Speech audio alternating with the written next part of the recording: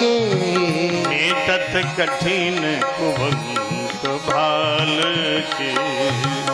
मीटत कठिन कुबंक भाल के। मेटत कठिन कुबंक भाल के। मीटत कठिन कुबंक भाल के। मंत्रों में बड़ी शक्ति है, वो मस्तक की रेखाएं भी पलट देते हैं। आप हमें पुत्र दीजिए। तो ब्राह्मण संत ने विचार किया, ये बड़ा हाथी ब्राह्मण मानेगा नहीं। तस्याग्रहम समालोक्य फलम एकम सदत्तवान इदम भक्षे पत्न्यास्त्वं ततः पुत्रो भविष्यति। लो ये फल ले जाओ और अपनी ब्राह्मणी को खिला देना, तो बड़ा सुंदर उत्तम पुत्र होगा। लेकिन फल खाने के बाद नियम मानने पड़ेंगे। बोले महाराज नियम कौन कौन है? बोले सत्यम शौचम दया दानम एक भुक्तम तु भोजनम वर्षावधि स्त्रिया कार्यो तेन पुत्रोति निर्मलः। तुम्हारी जो धर्म पत्नी है, क्या नाम है उनका? धुंधुली। वो धुंधुली देवी हमारे द्वारा बताए नियम 1 वर्ष तक पालन करें। सत्य 1 वर्ष तक सत्य बोले, पवित्र रहे, शौचम पवित्र रहे, दयावान रहे। सत्यम शौचम दया दानम, खूब दान करे, पुण्य करे, दान। और एक भुक्तम तो भोजनम, दिन रात मिलाकर एक ही बार भोजन करे। वर्षावधि 1 वर्ष नियम पालन करे। तेन पुत्रो अति निर्मला, तो बड़ा निर्मल पुत्र होगा। दंडवत महाराज प्रणाम किया, गुरुदेव धन्य है। फल लिया और अपने भवन को चले। सोच रहे हैं हम फल लिए तो जा रहे हैं, लेकिन धुंधुली नियमों का पालन तो कर नहीं पाएगी, क्योंकि सत्य कभी उसने बोला ही नहीं। पवित्रता तो छू के नहीं निकली, दया तो उसमें है ही नहीं, और दान कभी दिया नहीं। सबसे कठिन बात है एक भुक्तम तु भोजनम। ये सवेरे 4 बजे बासी भोजन पर आक्रमण करती है और 5 बार भोजन करती है। 1 बार कैसे भोजन करेगी नारायण? अब महात्मा जी ने कहा नियमों का पालन करे तो पुत्र बड़ा निर्मल होगा। अब नहीं नियमों का पालन करेगी तो पुत्र तो होगा ही नहीं, निर्मल होगा, कुरूप होगा। अब पुत्र तो होगा। फल ऐसा चमत्कारी है। लेकर के घर आए, धुंधुली को बुलाया, कहा देवी ये फल तुम खा लो और सत्य शौच पवित्रता दया और एक आहार पूर्वक नियम 1 वर्ष करो। फल देकर के किसी आवश्यक कार्य से आत्मदेव जब बाहर चले गए तो धुंधुली फल लेकर के घर के बाहर निकली और रोने लगी। तरुणी कुटिला तस्य शक्यग्रेरुरोदः अहो चिंता ममोत्पन्ना फलम चाहम न भक्षये। बड़ी जोर जोर से रोने लगी तो मोहल्ले की नारियां एकत्र हो गईं। सखी क्यों रो रही हो? व्यास जी ने पहले ही लिख दिया तरुणी कुटिला।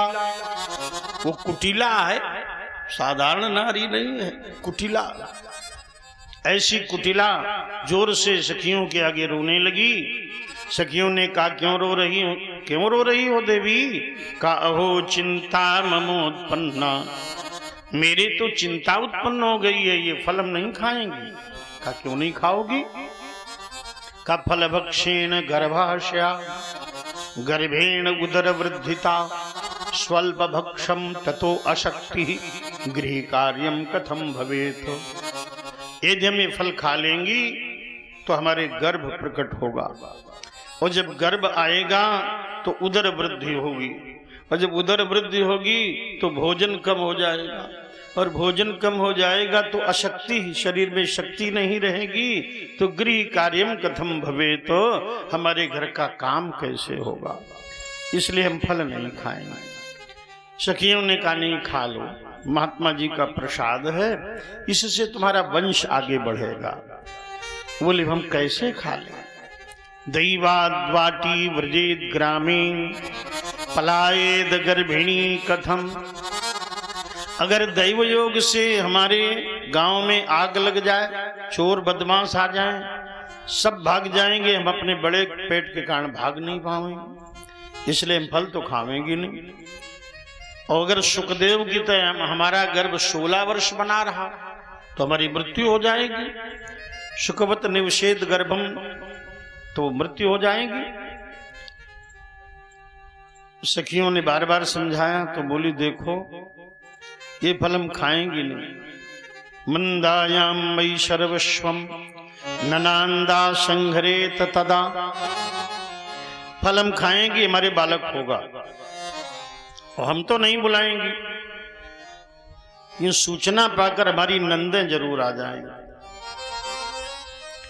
ननांदा संघरे तदा, हमें तो एक एकांत कोठरी में बैठा दिया जाएगा, और हमारी नंदें हमारा सब धन उठा ले जाएंगे। अपनी संपत्ति से हम नंदों को फूटी कबड़ी नहीं देना चाहती, और नंदों को मिल जाएगा मौका। इसलिए मंदायाम मई सर्वस्वम ननांदा संघरे तदा। ननांदा नंद इत्यादि हमारा सब धन उठा ले जाएंगे, इसलिए हम फल नहीं खाएंगे। एवं कुतर्क योगेन तत्फलम नैव भक्षितम पत्या पृष्टम फलम भुक्तम भुक्तम चेति तैरितम। ऐसा कुतर्क करके धुंधुली ने फल नहीं खाया। आत्मदेव ने पूछा देवी फल खा लिया, तो झूठ बोल गई, कहा हमने खा लिया। अब इसे चिंता बहुत हो रही है, हमने फल नहीं खाया, समय पर पुत्र नहीं होगा, अपने पति को मैं क्या उत्तर दूंगी। एक दिन धुंधुली की बहन स्वेच्छा से इनके घर आई और इनकी दुर्बलता का कारण पूछा। धुंधुली ने कहा मैंने फल नहीं खाया, मेरे पुत्र नहीं होगा, मैं पति को क्या उत्तर दूंगी। इनकी बहन बोली तुम्हें चिंता की आवश्यकता नहीं, मेरे गर्भ में बालक ही है, ऐसा ज्योतिषियों ने बताया है, वो पुत्र हम तुम्हें दे देंगे। तब तक छिपकर सगर्भा नारी की भांति तुम घर में रहो, मैं अपना पुत्र तुम्हें दे दूंगी, चुपचाप रात में भिजवा दूंगी। लेकिन शर्त हमारी आपकी है, तुम्हारे पास धन बहुत है, अपने घर का आधा धन स्वर्ण रत्न आदि सब हमें तुम्हें देना पड़ेगा, तब मैं पुत्र दूंगी। ये शर्त पक्की हो गई। वो बहन बोली ये फल सही है भी कि नहीं, सत्य है भी कि नहीं, इसकी परीक्षा ले लो। फल हमारे पणे धेन्वई तुम, घर में जो गाय है गाय को फल खिला दो। फल गाय को खिला दिया। समय पाकर धुंधुली के बहन के पुत्र हुआ। उसने अर्धरात्रि में अपने पति से गोपनीयता से चुपचाप बालक भिजवा दिया और बदले में आधा धन ले गया। और अब प्रातःकाल धुंधुली ने शोर मचाया, हमारे तो सुखपूर्वक बालक हुआ है। ब्राह्मणों को दान दिया महाराज आत्मदेव ने। धुंधुली बोली नामकरण तो मैं स्वयं करूंगी। पुत्रस्य धुंधकारीति नाम मात्रा प्रतिष्ठितम। धुंधुली बोली मेरा नाम धुंधुली, मेरी ही राशि से मिलता मेरे पुत्र का नाम धुंधकारी, धुंधकारी नाम रख लिया। त्रिमासे निर्गते चाथ साधेनु सुषुवे सुतम सर्वांग सुंदरम दिव्यम निर्मलम कनक प्रभम। धुंधकारी के जन्म के 3 महीने बाद गैया मैया का जब समय 9 मास का पूरा हुआ तो गैया मैया के एक सुंदर लाला हुआ, बड़ा सुंदर मनुष्य बालक हुआ। संत जी के फल का प्रताप प्रसाद, बड़ा सुंदर बालक, सर्वांग सुंदरम दिव्यम निर्मलम कनक प्रभम। पूरा शरीर सोने जैसा चमक रहा था, बड़ा दिव्य बड़ा निर्मल बालक हुआ, दिव्य। गोकर्णम तम सुतम दृष्ट्वा गोकर्णो नाम चा करो। तो पूरा शरीर मनुष्य के बालक जैसा है, लेकिन जो कान है वो गाय जैसे, क्यों गाय का पुत्र है, मनुष्य के बालक के रूप में जन्मा है, कान गाय जैसे हैं। तो गोकर्णम तम सुतम दृष्ट्वा गोकर्णो नाम चा करो। तो गाय जैसे कान देख करके बालक का नाम रख दिया गोकर्ण। बोलिए गोकर्ण महाराज की जय। दोनों बालक धीरे धीरे बड़े हो रहे हैं, लेकिन धुंधकारी महान खल हुआ, दुष्ट हुआ, धुंधुली का प्रभाव पड़ गया और तपस्या का प्रभाव बालक गोकर्ण पर पड़ा है। तो गोकर्ण पंडित ज्ञानी धुंधकारी महाखल चौर सर्वजन द्वेषी परवेश्म प्रदीपक। गोकर्ण बड़े विद्वान हुए, ज्ञानी हुए, आचार्य हुए, सदाचारी हुए। धुंधकारी महान खल हुआ, चोर हुआ, सभी से द्वेष करने वाला, दूसरे के घरों में आग लगाने वाला, बालकों वृद्धों को कुआं गड्ढों में गिराने वाला, अंधों को पीड़ा देने वाला और दूसरे के घर में आग लगाने वाला, लूट करने वाला, मांस मदिरा का भक्षण करने वाला, बड़ा ही अपवित्र हो गया और बड़ा महान खल हुआ और विश्यागामी भी हो गया। तेन विश्या कुसंगेन पित्रम वित्तम तो नाशितम। विश्याओं के कुसंग में पड़कर के पैतृक संपत्ति को नष्ट कर डाला। जब घर में धन नहीं रहा तो बूढ़े माता पिता को बहुत मारा, पीटा और कहा धन लाओ। एकदा पितरौ ताड्य पात्राणि स्वयमाहरतो। माता पिता की पिटाई की और घर के बर्तन उठाकर वेश्याओं को दे आए। बूढ़े पिता आत्मदेव रोने लगे। संत ने समझाया था कुपुत्रो दुखदायक, कुपुत्र दुख का कारण बनेगा, लेकिन मैंने माना नहीं और इस प्रकार से आज कुपुत्र हमें दुख दे रहा। मैं कहां जाऊं, क्या करूं, क्या प्राण त्याग दूं। इतने में ज्ञानी गोकर्ण जी आ गए और अपने धर्म पिता से आत्मदेव जी से बोले, हे पिता, असारः खलु संसारः दुख रूपी विमोहकः सुतम कस्य धनम कस्य स्नेहवान ज्वलते निशम। ये संसार आसार है, तत्व से शून्य है, नाशवान है। कौन किसका पुत्र है, कौन किसका धन है। मोह रूपी ज्वाला में मनुष्य जला जा रहा है। ये संसार स्वप्नवत है, यहां कोई सुखी नहीं। न इंद्र से सुखम किंचन न सुखम चक्रवर्तिनः सुखमस्ति विरक्तस्य मुनिरेकांत जीविना। न इंद्र को यहाँ सुख है, न चक्रवर्ती राजा को सुख है। अगर सुख है तो केवल भजनानंदी, एकांत मननशील, संतोषी, विरक्त भक्त को ही सुख है। इस संसार में सुख नहीं है। आत्मदेव ने कहा, तो पुत्रो, इस असार संसार में मैं क्या करूं, मुझे कोई मार्गदर्शन कराओ, मुझे क्या करना है। तो उस समय महाराज श्री गोकर्ण जी बोले, पिता, देहे स्थिमांस रुधिरे अभिमतिं त्यजस्त्वं जाया सुतादिषु सदा ममतां विमुञ्च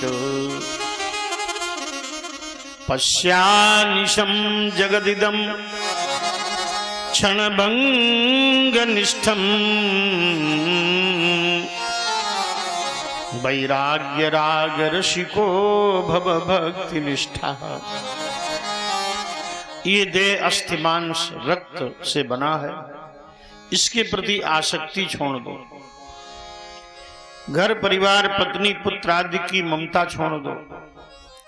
घर परिवार न छोड़ो लेकिन मोह ममता छोड़ दो। ममताम विमुंच पश्यानिशम, देखो देखो, जगदिदम क्षणभंग निष्ठम, ये संसार क्षणभंगुर है, क्षण भर में नष्ट हो जाने वाला ये शरीर है और ये संसार, इसलिए भक्ति करो।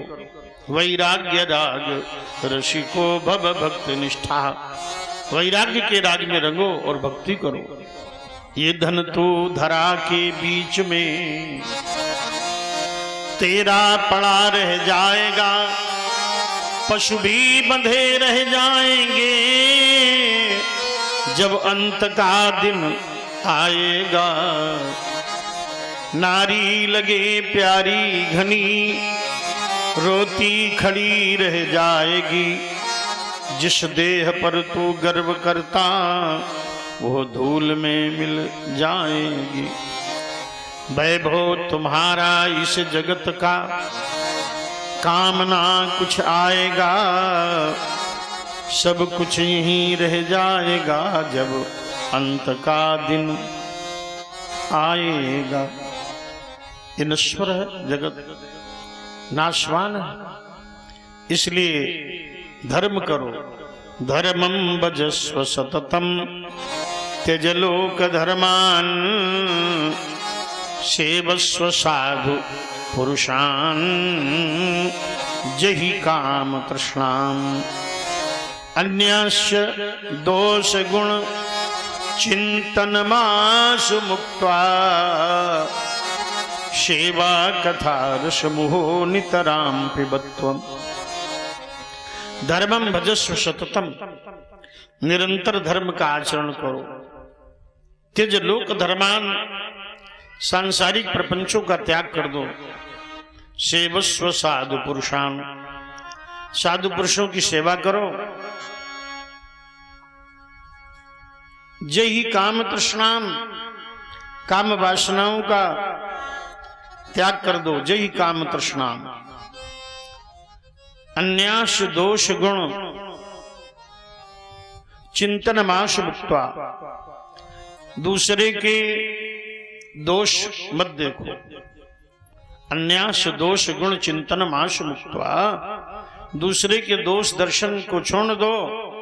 सेवा कथा रस मुहो नितराम विवत्वम, और संतों की सेवा करो, कथा का रसपान करो, भजन करो। अंत तो गत्वा मन पछताएगा। मन पछितई है अवसर बीते,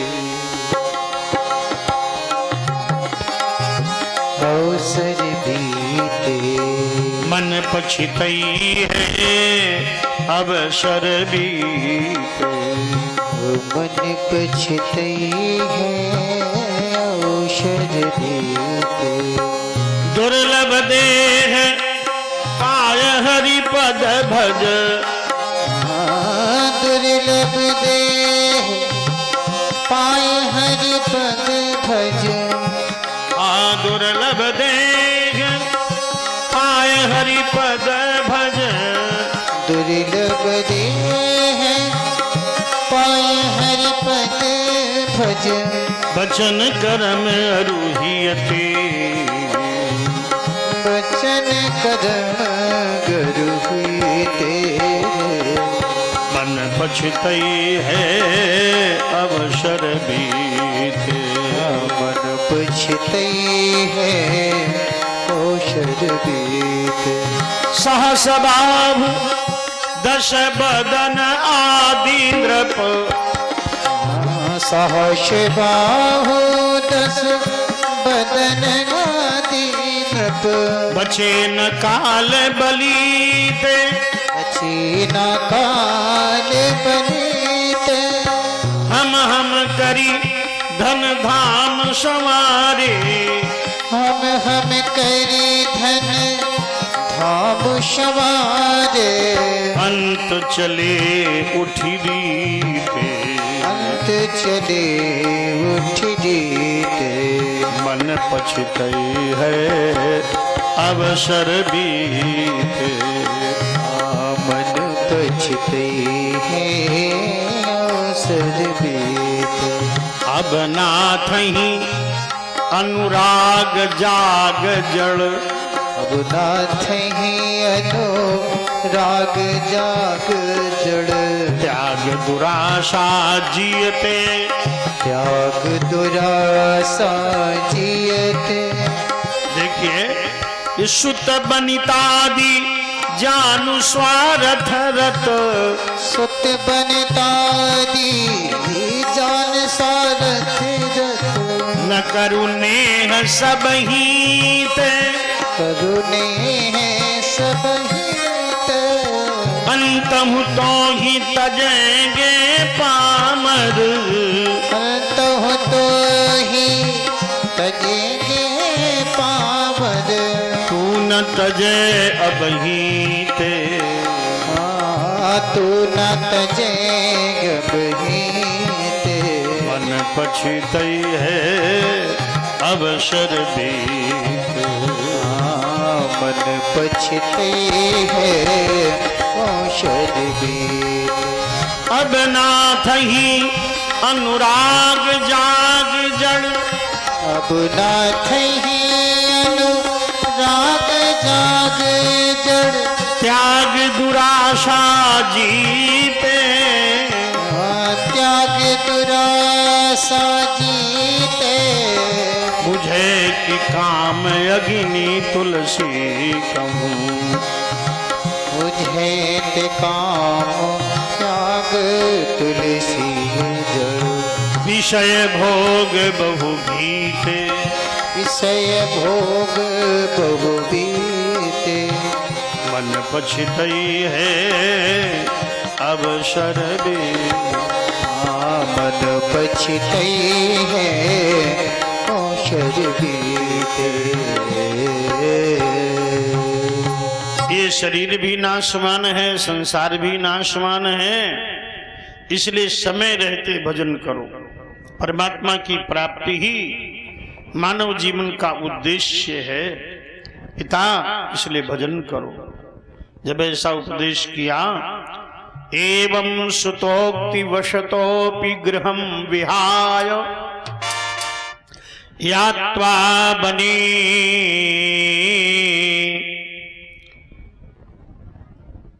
स्थिरमतिर्गत खष्टिवर्षः युक्त्वा हरेरनुदिनं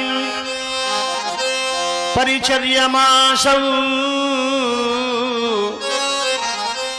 श्री कृष्ण मापनीयतम दशमस्य पाठातो एवं सुतोक्ति वशतोपि गृहं विहाय यातो वनम स्थिरमतिर्गति खष्टे वर्षः।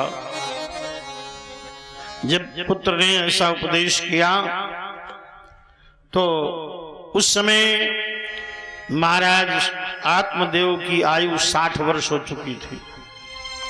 गत खष्टि वर्षः, 60 वर्ष की आयु हो गई थी, तो अब बुद्धि परिपक्व हो गई, स्थिरमति। 60 वर्ष में मनुष्य की बुद्धि पक जाती है, स्थिर हो जाती है, चंचलता समाप्त हो जाती है, बुद्धि परिपक्व हो जाती है, वो पुंगव हो जाता है। पुंगव माने श्रेष्ठ। कुछ लोगों ने इसका उल्टा ही प्रचार कर दिया है। 60 वर्ष में पुंगव हो जाता है, बुद्धि श्रेष्ठ हो जाती है, पक जाती है, स्थिरमति। गत खष्टि वर्षा, बुद्धि स्थिर हो गई और विचार किया अब भजन करेंगे। देखिए प्राय 60 वर्ष की आयु में अधिकांश लोग बाबा हो जाते हैं, पौत्र हो जाते हैं। पौत्र कहता है बाबा बाबा बनो, जाओ निकलो भजन करो। लेकिन जो बेटी का बेटा होता है वो कहता ना ना ना, जाइए नहीं, जाइए नहीं। अब दोनों भी बंधनों में फंस जाता है व्यक्ति। एक कहता बाबा, एक कहता ना ना। इसी में मनुष्य फंस जाता है मोह में। तो महाराज घर में ही भजन करे और बन जाए तो बहुत अच्छी बात। आत्मदेव तो घर में वातावरण बड़ा विषाक्त है, इसलिए इन्होंने घर ही छोड़ दिया और वन में जाकर के भगवान कृष्ण का भजन करना प्रारंभ किया। और श्रीमद् भागवत महापुराण के 10वें स्कंद का पाठ करते हुए श्री कृष्ण महापनियतम 10मस्य पाठात भगवान कृष्ण के वैकुंठ धाम को प्राप्त किया, गोलोक धाम को प्राप्त किया। बोले वृंदावन बिहारी लाल की जय। आत्मदेव जब तपस्या करने गए थे उस समय धुंधकारी ने अपनी मां धुंधुली को बहुत पीटा और कहा धन कहाँ छिपाया, लाओ शीघ्रता से। अगर प्रातः काल तक तुमने धन नहीं दिया तो तुम्हारे मुख में हम आग भरेंगे। अब ये जानती थी कि धुंधकारी बड़ा दुष्ट है, इसलिए ये सवेरे आग भर देगा और घर में धन है नहीं। तुम्हारे भय के जो धुंधुली है वो कुआं में कूद पड़ी और कुआं में कूदी है, अकाल मृत्यु मरी है तो प्रेत योनि को प्राप्त हुई। गोकर्ण जी ने घर छोड़ दिया, तीर्थ यात्रा करने चले गए और धुंधकारी घर में 5 वेश्याएं ले आया और उन 5 वेश्याओं का पालन करने के लिए चोरी और लूट करने लगा। एक दिन बहुत सा स्वर्ण चुरा कर लाया था। वेश्याओं ने कहा ये चोरी करता है, एक न एक दिन राजा के द्वारा दंडित होगा, इसलिए ये तो हमें प्रिय नहीं है, इसका धन बहुत प्रिय है, तो इसको मार डालें और इसका धन लेकर कहीं अन्यत्र चलें। ऐसी दुष्टा उल्टा वेश्याओं ने रात्रि में सोते समय धुंधकारी को रस्सियों से सैया में कस दिया और उसके कंठ में रस्सी का फंदा डाला और खींचा। ये जब तुरंत नहीं मरा तो तप्त अंगार, जलते हुए अंगार इसके मुख में भरे। माता के मुख में इसने अंगार भरने को केवल कहा था और वेश्याओं ने इसके मुख में अंगार भर दिए। अपने माता पिता के प्रति जैसा व्यवहार करोगे आगे तुम्हारे पुत्र वैसा ही तुम्हारे साथ व्यवहार करेंगे। तो अब तो अग्नि भर दी मुख में वेश्याओं ने और अग्नि ज्वाला से पीड़ित वो धुंधकारी समाप्त हो गया और महाप्रेत, घोर प्रेत, ब्रह्मराक्षस प्रेत योनि को प्राप्त हुआ। गोकर्ण जी ने जब सुना कि मेरी माँ भी प्रेत हो गई, भाई भी प्रेत हो गया, तो अब ये तीर्थ यात्रा जिस जिस तीर्थ में जाएं वहां पिंडदान करें। अब ये गया जी में जाकर, गया धाम में जाकर पितृमोक्ष का पवित्र तीर्थ है गया। गयासुर ने तपस्या करके भगवान से ही वरदान मांगा था कि यहाँ पर हमारे नाम से तीर्थ हो जाए और जो पिंडदान करें उनके पुरखे वैकुंठ चले जाएं। भगवान ने वरदान दिया था एवमस्तु। तो गया धाम गए, वहां अपने पितरों का पिंडदान किया, तर्पण किया, तो सभी पुरखे तर गए लेकिन धुंधकारी नहीं तरा।